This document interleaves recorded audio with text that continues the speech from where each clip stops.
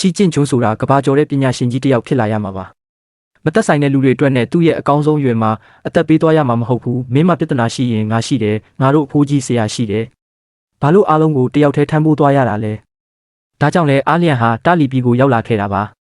သူဟာလောကကြီးကိုလက်တွေ့ပြသခြင်းနဲ့ချီကျင့်ချုံကမင်းတို့ရဲ့အကွက်စင်မှုတွေကိုဂယုမစိုက်ပေမဲ့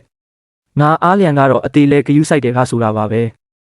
ချန်ပီယံအန်တောင်မှအမြဲတမ်းပပနေတတ်တဲ့ဒီဒါသမားကြီးရဲ့ရင်ထဲမှာဘလောက်တောင်ဝမ်းနည်းနေတယ်လဲဆိုတာခန်းစားမိခဲ့ရတယ်။အာလျံရဲ့ဒုတိယမြောက်နောင်တကတော့တင်းငယ်ပေမဲ့စိတ်ထားအရန်ကောင်းတဲ့တရေမလေးတစ်ယောက်အကြောင်းပါ။တနေ့မှာအာလျံဟာတောကန်တရာတွေကပျက်စီးနေတဲ့တင်းချိုင်းဟောင်းတစ်ခုကိုဖျက်သွားရင်းအဲ့ဒီကောင်မလေးနဲ့တွေ့ခဲ့တယ်။အာလျံကိုမြင်ချင်းမှာပဲတရေမလေးဟာသူ့ကိုအသက်လာနှုတ်တဲ့နတ်ဆိုးမတ်နဲ့ကြောက်လန့်တကြားထွက်ပြေးတော့တာပဲ။မြေကြီးတဲ့ငုတ်ရှိုးလိုက်ပြန်ပေါ်လာလိုက်နဲ့ကြည့်ရတာတနာစရာရောရေစရာရောပေါ့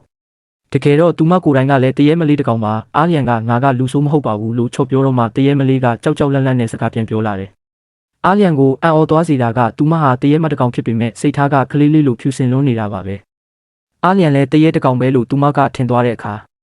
သူမကအားလျံအတွက်ဝမ်းနဲ့ပေးပြီးဒီလိုမေးခဲ့တယ်ဦးလေးနေအောင်ကြီးကိုမမြင်ရတာဘယ်လောက်တောင်ကြာပြီလဲဟင်တဲ့ဒီစကားကိုကြားလိုက်ရတဲ့အခါအားလျံတယောက်ဆုံးသွားခဲ့တယ်သူဟာလောကကြီးကိုလှည့်ပတ်သွားလာရင်လူတွေရဲ့ရုပ်မာမှုတွေတက်ဖြတ်မှုတွေကိုပဲမြင်ခဲ့ရတာပါဒါပေမဲ့တရေမလေးတကောင်ကသူ့ကိုဒီလိုမျိုးလှိုက်လိုက်လဲတနာကယူဆိုင်ပေးလိုက်မယ်လို့အားလျံတခါမှမတွေးခဲ့ဘူး